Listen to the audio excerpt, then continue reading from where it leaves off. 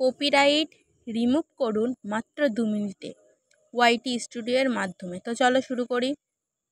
প্রথমে ওয়াইটি স্টুডিওতে যাবে, তারপরে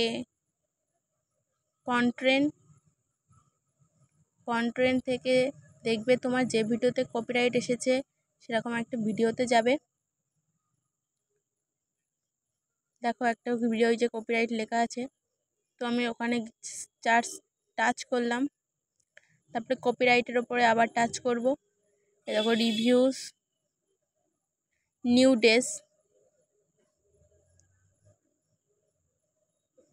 কারেকশন,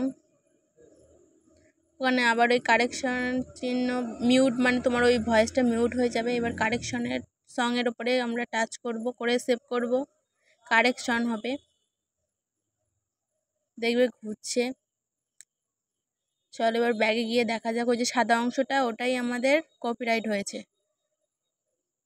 দেখো আমাদের সাদা অংশ, দেখো চেকিং চলছে, এখনও কিন্তু চেকিংয়ে চলছে।